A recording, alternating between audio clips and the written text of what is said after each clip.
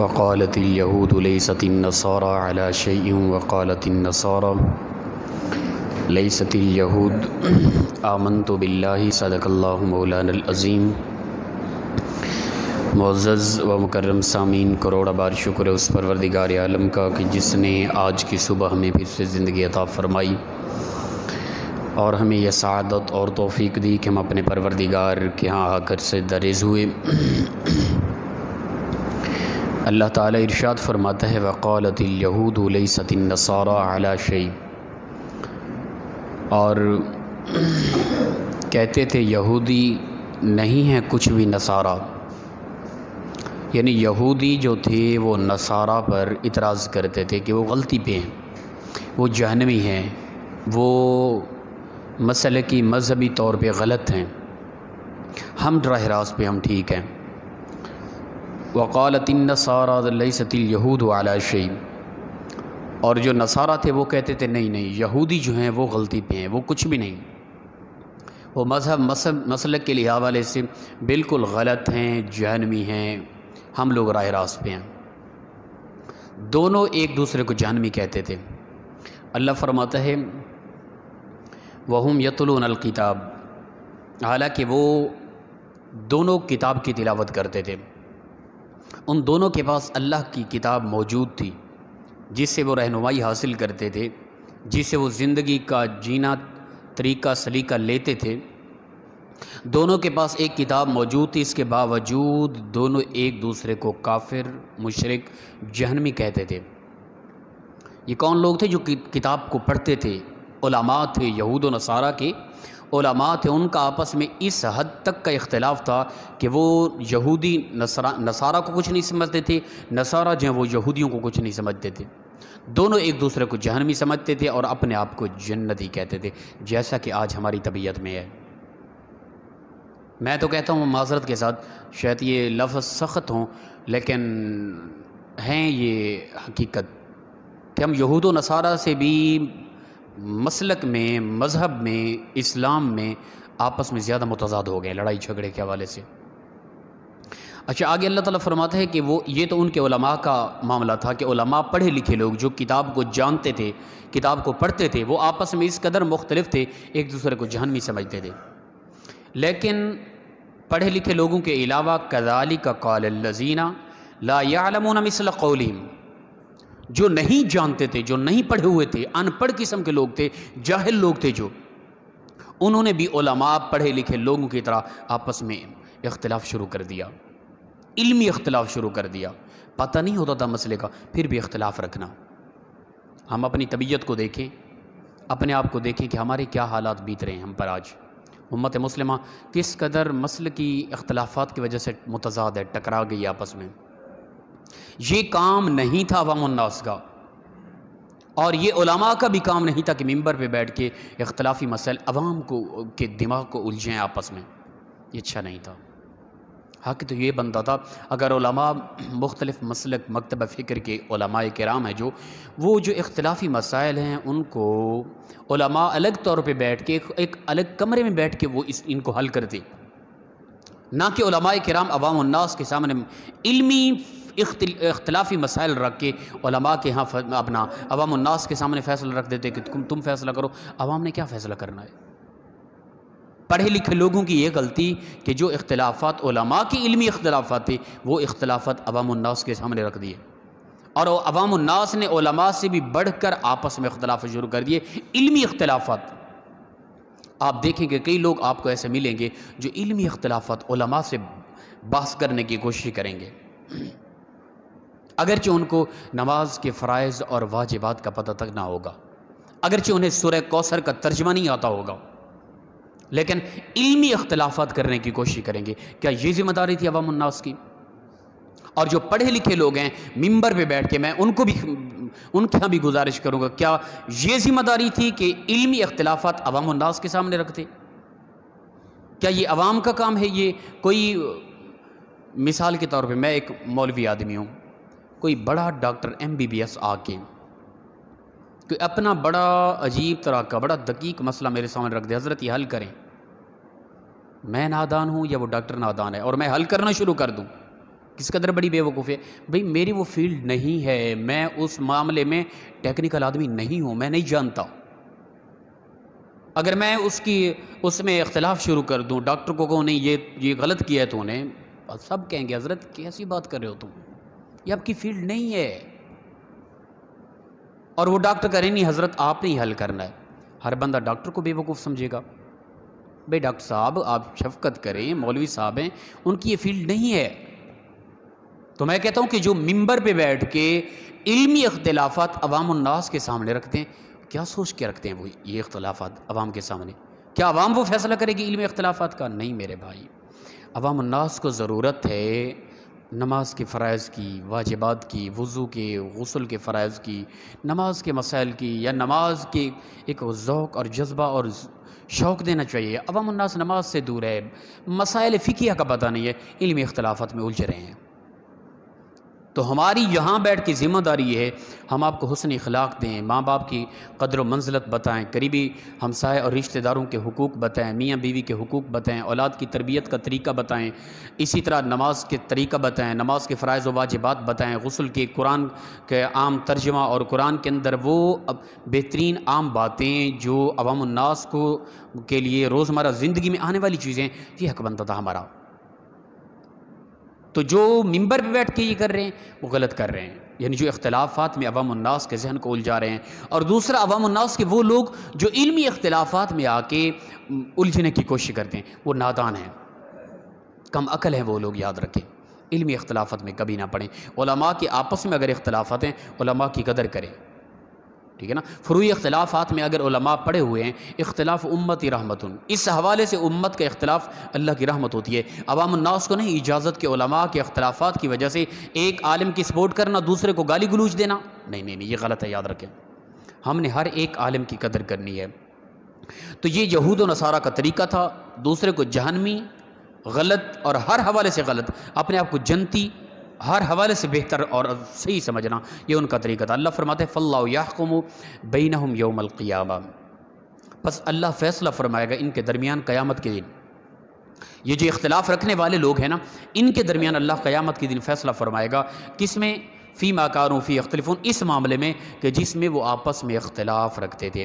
ومن اظلم ممن منع مساجد اللہ ان یذکر فی اسمہ وسعی فی خرابیہا، اور اس سے بڑا ظالم کون ہو سکتا ہے کہ جو اللہ کی مساجد سے منع کرتا ہے، مسجد میں نماز کے لیے، ذکر و اذکار کے لیے، ان یذکر فی اسمہ، یہ کہ اس میں اس کا ذکر ہوتا ہے، اللہ کا ذکر ہوتا ہے.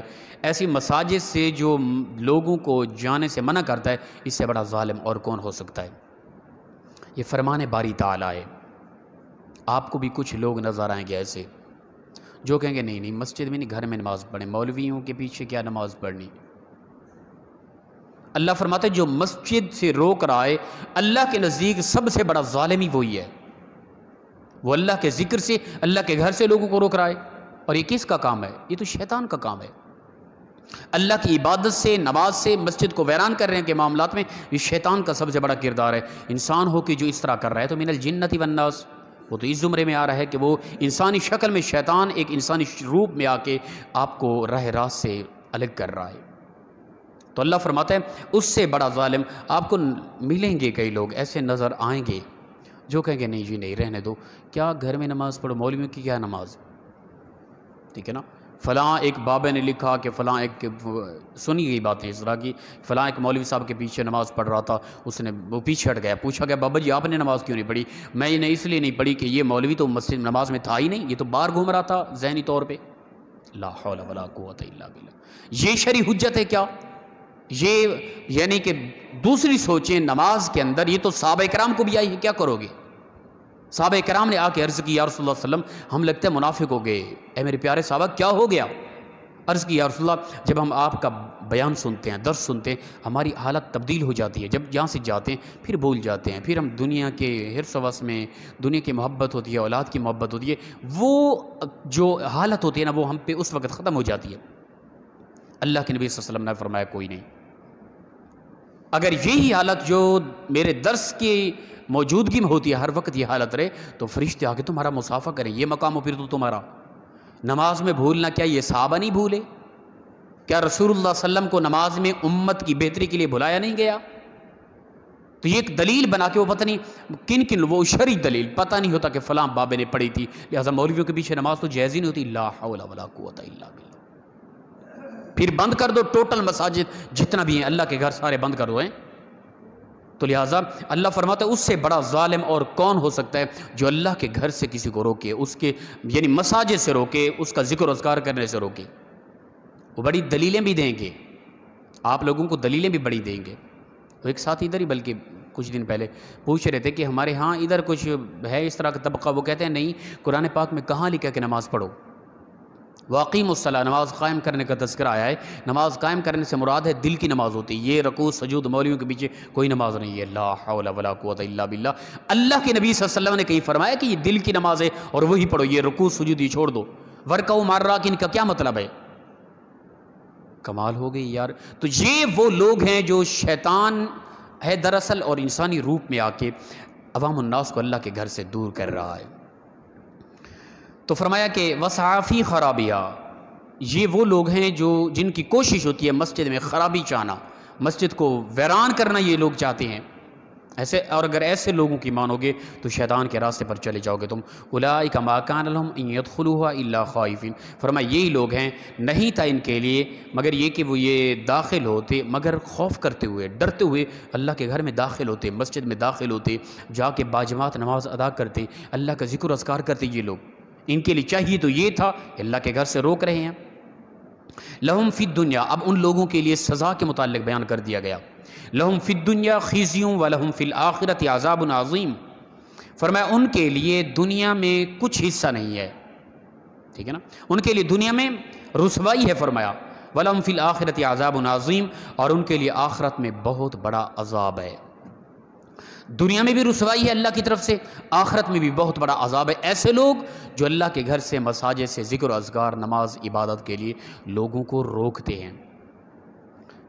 اگر ایسا کوئی آدمی ملے نا, اس کی علمی حیثیت دیکھ لینا, ان سے پوچھ لیں حضرت آپ بڑی دل لگی کے ساتھ بڑی دلیری کے ساتھ آپ یہ بات کر رہے ہیں, اور وہ مولوی طبقہ جن کی وجہ سے دین اسلام کی اشاعت ہو رہی ہے, جو ممبر و محراب کا وارث ہے, جو قرآن و حدیث بتاتا ہے, جو ہمارے جنازے پڑھاتا ہے, جو ہمارے نکاح پڑھاتا ہے, جو پیدائشی بچوں کے کانوں میں اذان دیتا ہے, جو ٹوٹل ہمارے بچوں کو قرآن اور حدیث کا علم دیتا ہے, ان کے جو خلاف تم کر رہے ہو, تمہاری علمی حیثیت کیا ہے؟ سورہ کوثر کا ترجمہ ہی سنا دو حضرت, ان کی علمی قابلیت آپ لوگوں کے سامنے آ جائے گی, پتہ چل جائے گا.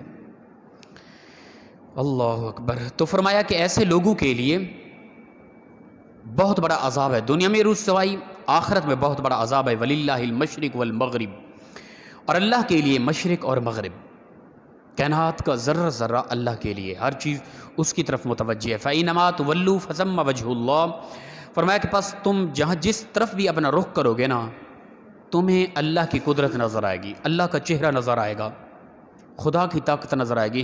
کس طرف جاؤ گے, جہاں کہیں بھی جاؤ گے نا, وہ اللہ کی جگہ ہے, وہ اللہ کی قدرت ہے, وہ اللہ کی طاقت ہے, ہر چیز کے نا کہ اللہ کی ہے. کیا کرو گے پھر؟ فرمایا ان اللہ واسع علیم, بے شک اللہ وسیع علم والا ہے, بہت بڑے علم والا ہے, اسی کے پاس ساری کائنات کے علوم ہیں. وقالوا اتخذ اللہ ولدا سبحانہ, اور ان میں سے کچھ لوگوں نے کہا, ان لوگوں نے کہا کہ اللہ نے بیٹا بنا لیا, اپنا اولاد بنا لی. یہ یہود و نصارہ کے کچھ نظریات تھے. فرمایا سبحانہ, وہ پاک ہے ذات, اولاد کے معاملے میں پاک ہے, وہ بیٹا اولاد نہیں جنتا, وہ ان چیزوں سے پاک ہے. بل لہ ما فی السماوات والارض, بلکہ جو کچھ آسمانوں اور زمین میں ہے اسی کا ہے سب کچھ. بیٹے کی پیدائش وغیرہ وغیرہ یہ انسانی فعل ہے, یہ انسان کا معاملہ ہے. اللہ تخلیق کرنے والا ہے, وہ خالق ہے, وہ ان چیزوں سے پاک ہے. کل لہ قانتون, ہر چیز اسی کی پابند ہے, ہر چیز نے اس کے سامنے سر جھکایا ہوا ہے. کائنات کی ہر چیز یاد رکھیں, میرے اور آپ کے جسم کا ہر عضو اس کے تابع ہے. وہ چاہے آنکھوں کی سماعت چھین لے تو ہم اندھے ہیں, وہ چاہے زبان سے کی گئی گفتگو ہم سے چھین لے ہم گنگے ہیں, وہ چاہے سماعت ہم سے چھین لے ہم بہرے ہیں, چلنا پھرنا ہم سے چھین لے، یا ہمارے بول رہے ہیں اور عقل کے ذریعے زبان سے بول رہے ہیں، عقل کے ذریعے، پھر عقل کے ذریعے ہاتھ میرے اشارے کریں، وہ ہمارے اشارات و کنایات، گفتگو، سماعت، بصارت چھین لے تو ہم کیا ہیں؟ کائنات کا ذرہ ذرہ اس کے حکم کا پابند ہے۔ یہ جسم اس نے مجھے لباس دیا، آپ کو لباس دیا، یہ جسم ہم جیسا چاہیں اس کو استعمال کر سکتے ہیں۔ اس نے اس وقت حکم دیا ہوا کہ جسم کو کہ تو اس کے تابع انسان کے، جو انسان سوچے گا وہی کرے گا۔ آپ غلط راہوں پہ چلیں، آپ کے پاؤں آپ کو روکیں گے نہیں۔ جو آپ سوچیں گے، میں سوچ رہا ہوں جو میرے ہاتھ اشارہ کر رہے ہیں، میں نے ہاتھ رکھ دیا، جب تک ارادہ نہیں کروں گا یہ ہاتھ اٹھے گا نہیں۔ کیوں؟ اس لیے یہ ہاتھ اللہ کے حکم کا پابند ہے۔ اللہ نے کہا ہے کہ تو نے اس بندے کی سوچ کے مطابق چلنا ہے۔ تو پروردگار آج روک دے میرے جسم کو کہ اس کی نہیں ماننی تو نہ میں کچھ بھی نہیں کر سکتا، میں ایک گوشت کا لوتھڑا ہوں، پھر کیا ہو سکتا ہے پھر؟ تو کائنات کی ہر چیز اس کے تابع ہے، بدیع السماوات والارض۔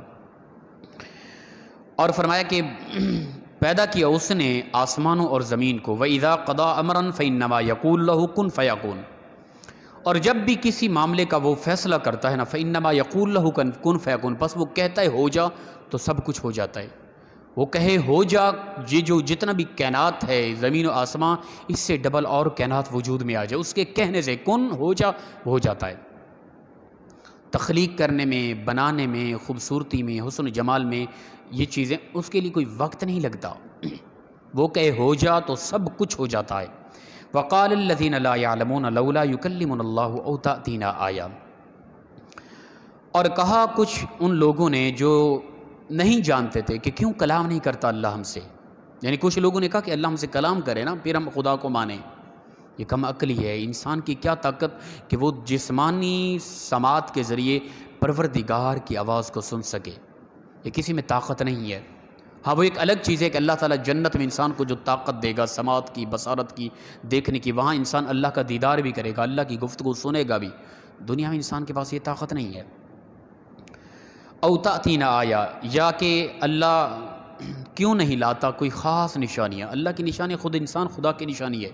انسان تھوڑا فکر کرے تو صحیح، سوچ کرے تو صحیح، وہ انسان غور کرے تو صحیح، انسان کو اللہ کی قدرتوں کی کروڑہ ایسی نشانیاں ملیں گی کہ انسان کی عقل مفلوج ہو جائے گی، عقل دنگ رہ جائے گی۔ کذالک قال الذین من قبلہم مثل قولہم، اسی طرح ان کی مثل کہا تھا ان سے کچھ پہلے والے لوگوں نے، تشابہت قلوبہم، ان کے دل ان کی مثل ہو گئے تھے۔ دل جب سخت ہو جاتے ہیں نا، پھر خدا کی بارے اس طرح کی اعتراضات اٹھتے ہیں، سوالات اٹھتے ہیں۔ مومن وہ ہوتا ہے جو غیب پر ایمان رکھتا ہے، کچھ دیکھا نہ دیکھا، کچھ سمجھا نہ سمجھا، ایمان رکھا۔